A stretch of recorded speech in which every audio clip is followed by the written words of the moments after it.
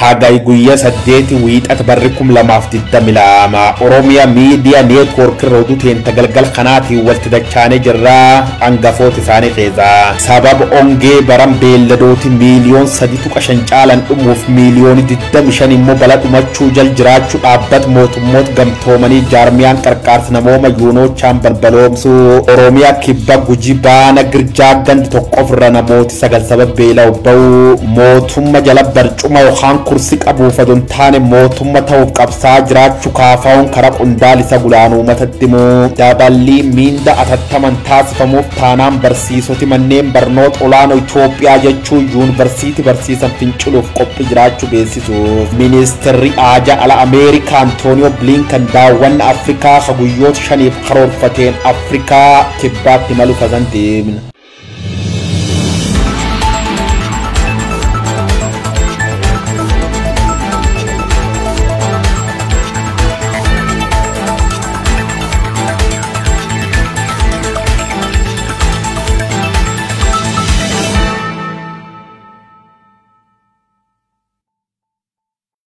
أكمل جرتنا لا من أنسى أنا من ماتي واتن كم تصدق وتترمي ميديا نترك حدود لقل قل خناف قبل نيرهن نسنة تمنا عن محمد فنتالتيم قلنا بورنا أنا أريرو أردا جلا القبسات دورين قيو برو قوجيسي وقال ما بودا بالي قدا بورنا فرأتم جلبوتين أبو جلا تجراتون أقهمهم جلبوتين أبو جتون مرسا قدا كيستم جلمورتي سيرون دورو ما اتتمر موفيق وبين قدو ما اتئقل مود أجرم فيتن دوري قيو برو يادا أرميا برودكاستينج نتورك كيف كننين مرسا سنة قدا دبالي قام ميرابا في دوري وقا سديتي والجلنا نيام هنگا قدا في قدا موجت مري يرو المات والقيام قدوم صدركا آنغون اتفرأتمي بيتكاقيا سيوتهم دورم نمو مرسا مرتيسا يرو چومسا قدوما فرأتشون اترا وتمتهو من قدوم بورنا أبو جار سوليبن قلوطا حمني جروم جلت بوتين أبو جل مرتيسا چومسا دورم الراقرا قدوما كان اتكاقيا فمتأوس مل إسام قباس نكون يرو ما دورين قيو برو مرسا سنجا كان مرفتون دورم الأكبني وقال مانبود آنغو بالي قدا بورنا أبا قدا خراجات صراف رجوف قلنا بورنا أنا أريرو أبدا جلا القبسات تيم جلا بوتين أبو كان جلا تجرام دورين قيو برو كن دبلو مقام بفيكو ساكيس دبري هنگت أورا دورما أكنات تيم مسين سم قرميلو باتن جلو تدادا جلا مرسا كان مرد دبري كوبي أنغو بالي كان أفغهوني سبسا ميرام أورميا برودكاستينج نتوركو بيفتشولن قباسن كان يهون انقدات ريم ولغن يتان قجيبها أنا قرجاتي بغندا تقرى قفنا بوند سقل بيلن لبون دقاميم غندا توتا ماتا زوني جرسا جر متبات قفر راجو لما دوتيم وغنسي غندجا أمني كنتانين لما أمني جرام بلشتون غندا في أنا ريبا كي ونمني بيلن أماجرو كندي نتركون من سنتي أولتوهمم كوندالو نسدر كانان نو كان أرميا مو أرميا كيسركون بيلن جرو نمني بيلن أملين هنجر جتشور واقع جورا چرغمو أبراهام برو دبلا تقامان Gujii bahaa aanaa girjaa keessattidha. Kan namoonni 9 ganda tokkorraa xannedha dhuman. Gandi isaa xuuxa maaxaa keessayi. Ijoollee maatii tokko 2 dabalatee namni 9 beela amma kibba Oromiyaatti saana magaagaa jiruun dhumuu ragaan achirraa arganne ni mul'isa. Kan ammoo miidhamtootaa fi caasaa gandaatu ragaa bahaa jira. Finneen lama rakkoo beelaa sinarraa dhumatte. Qabeenya gahee qabu. Harrallee qabu lafa gahee qabu lafa qabu. Achirraa finneen tuni hanqina saninarraa dhumatte. Chumaani finneen duraa buufatatti yaalamaa jirtu lubbuu isii darbite akkasuma lammaffaa ammoo nutillee mana hin jirru gaafsanii lammaffaas gabaasni nuu kennameera sadaffaa ammoo guyyaa kaleessa dhukkubsattee asitti wanni fudhatteerti. Hippoo. Ganda xuuxa maaxaa kana keessa abbaan ijoollee 2 dhabe kun daa'imman isaa hafteef kan yaaddaa jira. Namni kun qabeenya beeladaa fi kabiraa qabu mara fixatee wanni hafeefillee tokko akka hin jirre hima. Rakkoon kun qabatamaa ta'uu bulchiinsi ganda kana amanee jira. Tira darbee immoo uummati keenya dara amma maatii as keessa isa qofaa miti maatiin lubbuu isaa darbeeru hanga nama 9 qabeera. Amma inni kun waan qabatamaa lafa jiru sodaallee kan namni 9 kun mana daldalaa dhannee duqeetii 900 wayi dhuunfaa kennaan liqaa goonee yoo maallaqa uummata irra dhagganneedha adda nama dureera. Namaatii kun jalagaan giddaa torbee 2 keenya jalaa turee awwaalan aduu tajaajila asii gama buufata guddaa ergane diida guddaa yaalamee asii deebi asii mana deebisanii mana deebi. Ammallee maatiin dura ganama nutti argamu. Erga dhufan immoo nutti waan humna teennaa goonu duqeetii daasfantee gabaarra gurgurantu fuunee liqaadhaan isinii kaffalleedhaan nama sani fuunee geessineef jecha. Nama sagalee kana qabatamaa kan jedhu ifin lubbuu isaatii miti qarrii sadhadhee laachuu dandeenya jecha. Qarrii maatiin keessaa du'e qaama dhannee zoonii Ejjersaannoo, zoonii Oddoo Gilxaa, ifin keessattuu zoonii Ejjersaannoo waan wal qabatu gubbaa lafa Ejjersa gubbaa ta'uun gadi daangaa kana jecha. Lafa iddoo kana gubbaa na baay'ee sana lubbuun sagalee darbe kun daangaa kana argamaa jecha. Hoggansi gandichaa rakkoon tun humna keenya olii jechuun himata. Midhaan gargaarsaa gandicha jiruu fi uummanni rakkate waliin gituu jedha. Mootummaan uummanni osoo lafarraan dhumin dhaqqabuu akka qabus waamicha godha. Deeggarsi nu goonu uummata bakka bu'uu hin dandeenye. Wanni nu gaafannuu fi wanni uummati nurra barbaadu waliin gitu. Yoo ifini qaama ilaaluu qofarra hundoona yookaan lafee duute qorannaa ogeessa akkasii dhufu ta'e malee yoo mootummaan deebitee jiraate adoo namni kun lafarraan miidhamne adoo namni kun miidhamee hin darbine dhufee ilaaluu qabannee fedhii kan nagaafii kan naayicha. Baay'inaa fi eenyummaa namoota akkaan beela kanaan rakkachaa jiranii hooggansa aanaatti gabaasuu kahimu hooggansi gandaa kun deebiin quubsan argatan garuu akka hin jirre kaasa. Nuti gama keenyaa wanni goone namoota akka kana dadhaboo akkasuma maanguddoo dadhaboo qaamni isaan deeggaru kan hin jirre zoonii sadanirraa nama 300 zoonii tokkorraa nama 100 barreessinee maatii isaanii wajjin waajjira bulchiisaa waajjira paartii akkasuma waajjira dhimmi ilaallatu hunda geessinee jiru. Achirraa kanaaf namoota 9 immoo maatiin jalaa dhumate isaanis ragaa isaanii qabatama goone adda baanyee guyyaa boruu kana qaama dhimmi ilaallatuun geessina jennee sagantaa akkasii qabannee jiru. Mootummaan naannoo Oromiyaa keessa beelli hin jiru namni beelaan lubbuu dhabees hin jiru jechuu waakkachaa jira. Hongee miilanaatiin bara 2021 kaasee beeyladoonni miiliyoona 3.5 dhumuu fi miiliyoona 25 immoo balaa dhumaatii jala jiraachuu dhaabbata mootummoota gamtoomaniitti jarmiyaan gargaarsaa namoomaa yuunoochaan himeem. Balaa hongee kanaan daa'imman hanqina nyaata madaalawaatiin maatiin hedduun immoo galii dhabuudhaan balaa hamaaf saaxilamanii jiraachuu kaasa jarmiyaan UN Itoophiyaatti hongee miiliyoonota miidhaaf saaxilaa jira jedhama yuunoochaan. Hongeen kun sadarkaa beelaa fi xanneetti cehuun Oromiyaa kibbaa fi bahaa akkasumas kibba bahaatti namoota fixaa akka jiru OMN irra deddeebiin gabaasaa jira. Akka dhaabbanni gargaarsa namoomaa Action Against Hunger ji'a gurraan dhala dabreem gabaasetti Itoophiyaan biyyoota addunyaarraa beelaa jiran keessaa tokkoffaa irratti argamti. Hongee hamaa waggoota kurnan afurii as baha Afrikaatti mul'ateen beekne kanaan kibba Itoophiyaa fi kibba baha Itoophiyaa roobni waqtiiwwan oomishaa walitti aanan afran dabraniif hin turre.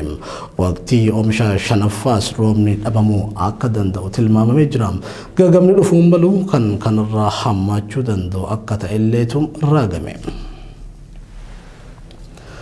Sirna amma jiru jijjiiruun sirna uummata keenyaaf ta'u ijaaruu kan dandeenyu jaarmiyaa saba keenya madaalu yoo ijaarrannee fi imaammataaf tarsiimoo ifaa yeroon gaafatu yoo hordofnedha jedheen itti aanaan durataa fi gaafatamaan hariiroo alaa paartii Koongireesii Federaalawaa Oromoo Jawaar Mohammad.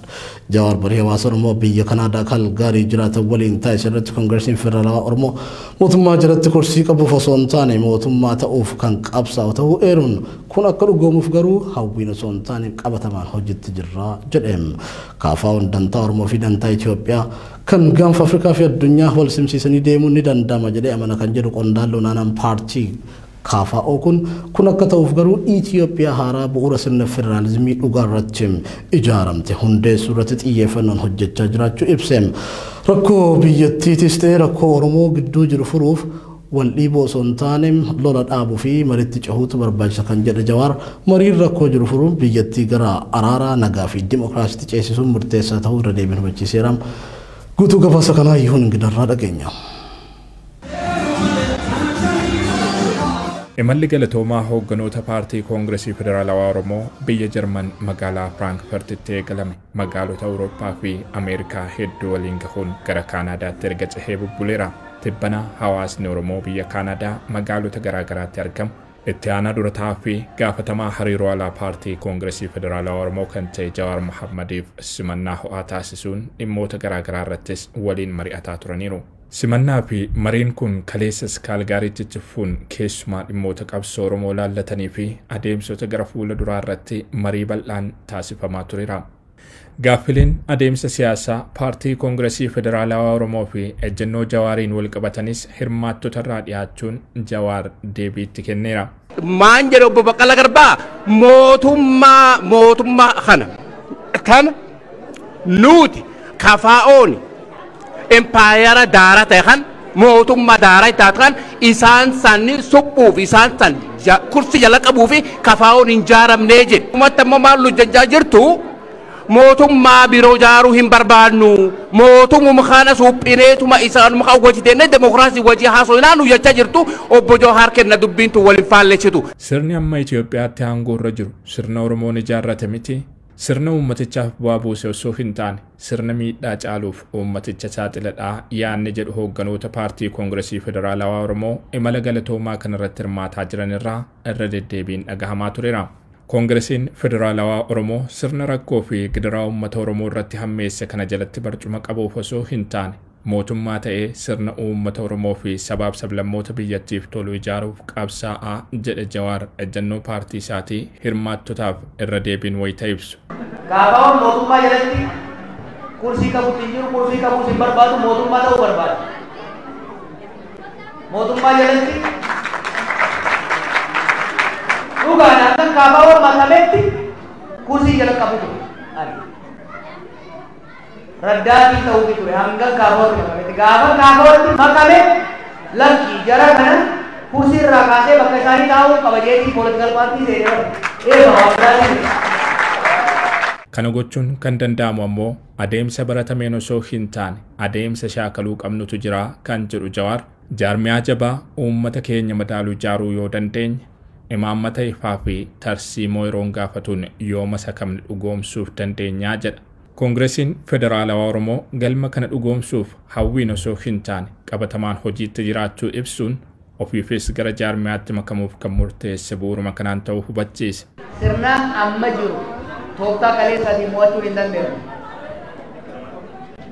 Waggaa 20 qabsoon Oromoo kalaan turte zamana wayyaanee qabsoo tooftaa darbuu irratti ittiin deemaa turteen wayyaanee dubbisuu yaalle amma 20 ni gubinoo bayyan tursiillee ama 20 wal tooftaa jijjiirre afaan isiin hin beekne tooftaa isiin hin beekne itti dhufne jijjiirama fiduu dandeenya. Arras jaarmee saba keenya madaalu tarsiimoo yeroodhaa fi waqtiidhaan wal madaalu hoggansa daayinaamik ta'e hoggansa Oromoof Oromiyaa fakkaatu ni jaala. Paartiin isaa Koongiresiin Federaalawaa Oromoo dantaa Oromoo dantaa Itoophiyaa kan gaanfa Afrikaa fi addunyaan wal simsiisanii deemuun ni danda'ama jedhee akka amanu kun akka ta'uuf ammoo Itoophiyaa haaraa bu'uura sirna federaalizimii dhugaa irratti ijaaramte hundeessuu irratti xiyyeeffannoon hojjechaa akka jiru ibsa. Dhimma impaayera Itoophiyaa suphuu irrattis gaaffii hirmaattota irraa ka'eef deebii kan kenne Jawaar mootummaa fi biyya gargar baasanii ilaaluun akka barbaachisu dhaameera. Mootummaan jijjiiramuu qaba biyyi garuu akka biyyaatti itti fufuu qabdi ejjennoo jedhu qabaachuus ibsa. Biyyattiin biyya taatee itti fufuuf garuu hariiroon uummattoota biyyattii gidduu jiru haaromee bu'uura sirriirra dhaabbachuun yoo danda'ame qofa ta'us hubachiise. Rakkoo Itoophiyaas ta'e kan Oromoo hiikuuf wal dhiibuun fala hin ta'uu kan jedhu qondaalli olaanaa paartii Koongiresii Federaalawaa Oromoo kun furmaanni jiru lola dhaabanii gara mariitti cehuu qofa ta'uu hubachiiseera. Lama garaagarummaa siyaasaa nama gosaatti galche kana eenyee bareechuu lama beekumsanii qabu wanti sodaan jiru marii sanii new social contract Oromoo jidduuttis Oromoo jidduutti marii gola qaba hin jedhan Oromoo saboota biraa jidduuttis new social contract gola qaba saboota araara saboota seenaa dimookiraasii jennee darbiitti maal jedhaniitti ta'e.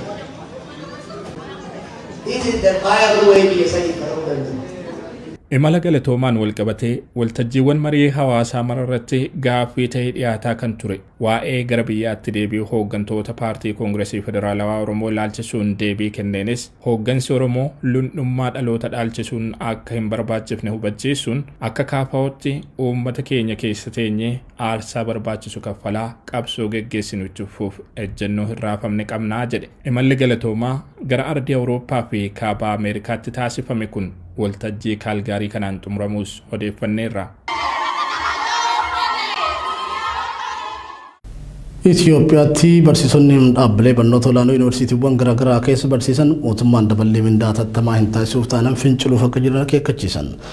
Barsiisonni kunneen xalayaa waloo kan karaa gamtaa barsiisotaatiin ministeera barnootaa fi komishinii siviil sarvisiidhaaf erganiin qaala'insa jireenyaa wal qabatee kaffaltiin nuuf kaffalamu nu jiraachisuu waan hin dandeenyeef hanga dhuma ji'a kanaatti deebii hin argannu taanaan rakkootti aanee dhufuuf itti gaafatameen fudhannu jedhu. Barsiisota 700 ol qabaachuun isii kan dubbatamu Itiyoophiyaan biyyoota Afrikaa kan kaffaltii gadaanaa barsiisaadhaaf kaffalan keessaa sadarkaa duraarratti argamti. Guyyaa Hariyoo dabalata qaba.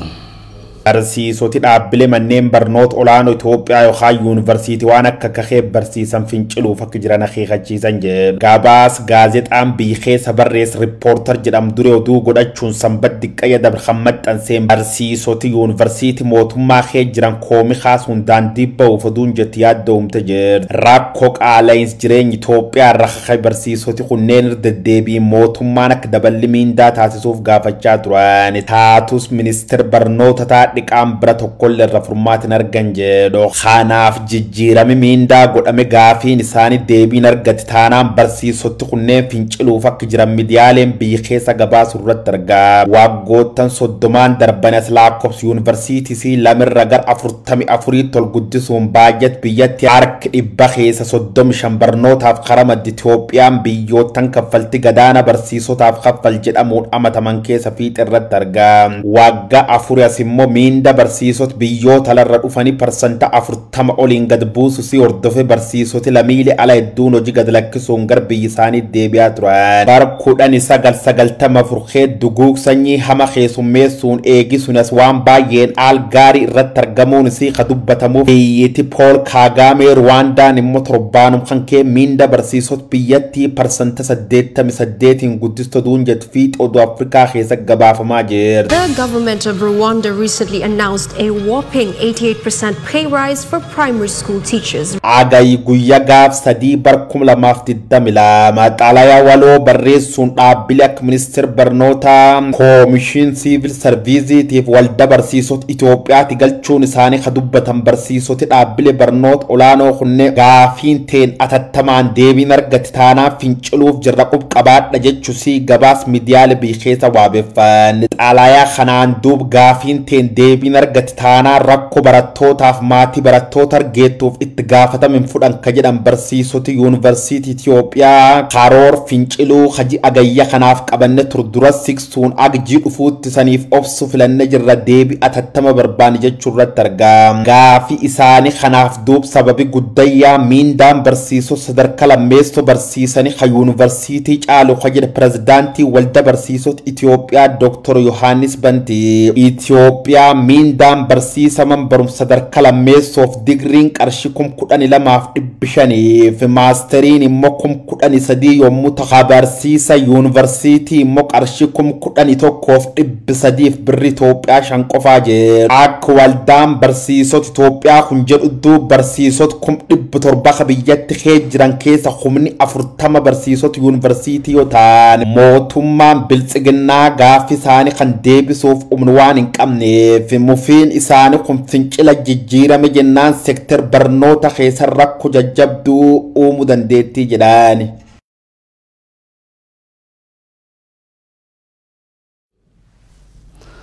Ministeerri Raajala Ameerikaa Antooni Bilinkan daawwannaa Afrikaa kan guyyoota 5f karoorfameen Afrikaa kibbaatti argamu.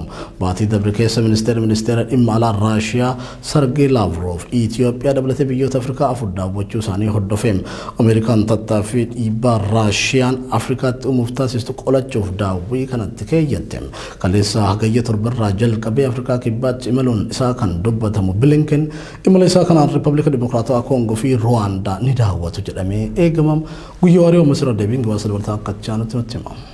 Blinken is in the country to strengthen bilateral ties. He will meet with the international relations. Imal siyaasaa Raashiyaan dhotan gaaf Afrikaatiif lixeejaa godhuu jirtu waan shororkoof fakkaata Ameerikaan qondaaltota siyaasaa kan cuf liqimsan bobbaasuun Afrikaaf eeyya fanaanna'u irratti argaa. Daawwi guyyoottan 5 ardi Afrikaa karoorfateen dureen dhimma United States Abba Antonio Blinken biyyi Nelson Mandela Afrika kibbaatti argam jedhu. Daawwi ministeeri Aaja ala Sergey Lavrov gar biyyoottan Afrikaa dhiyoo godheef deemsa Vladimir Putin kabiyyoota lixeeziyaa waan inaaf fakkaata Ameerikaan Afyaayima mari bakboot uummata Nancy Patricia Pelosi gar Taiwan itti erguun China waccisiisaa turte. A potential visit to Taiwan by the US House Speaker Nancy Pelosi. Walti dhufeenni war lixaatiif gara sooshaalistii duraanii kumbar 1990moota ka Cold War jedhamu ka duraa waan deebi fakkaata. Waraan guddayya Raashiyaa Yuukireen irra bante aanse Chaayinaaf Moskoo walir qabachuun DC'f war lixa qolachuu eegitti keeyyatan ijooti laakkaamuu jiru. Dhiibba sarbamiinsi mirga namooma jajjabaan himatamuun biyyoota lixaatiif Ameerikaan qeeqama ka jirti biyyiti Mao Zedong Chaayinaa. Ergama adda gaafa Afrikaa erguun Ameerikaan walqixi fakkaachaa turte. Imala fir barbaacha kanaan duub adooles guyya 25 Masiriin itti keeyyachuu Yugaandaaf Kongo Biraaziiliyaa ka daawwate ministeerri dhimma Raashiyaa Sergey Lavrov. Diyooma dabarkan keessa Itoophiyaa dabalate biyyoottan Afrikaa afur daawwachuun isa baay'ee waan quuqtu fakkaata. Lola Raashiyaa Yuukireen irra ji'oottan 5 durbanteen bulchiis Vladimir Putin hongeessuu ka jirti DC.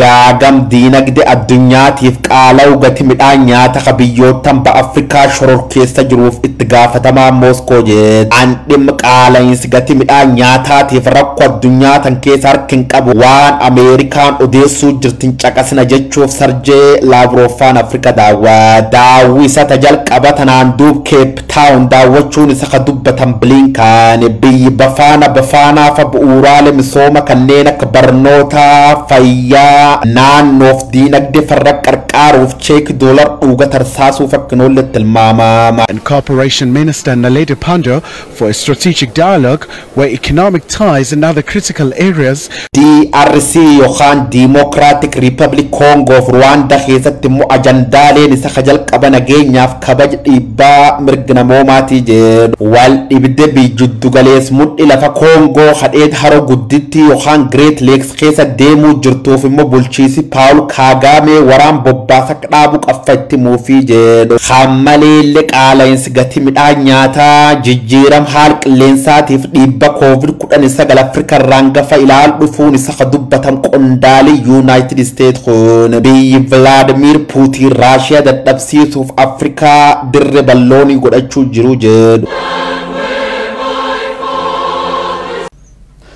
Daawwattoota keenya oduun har'aaf qabalee dhiyaanne kana fakkaata qophiiwwan OMN itti fufuu fayyataa.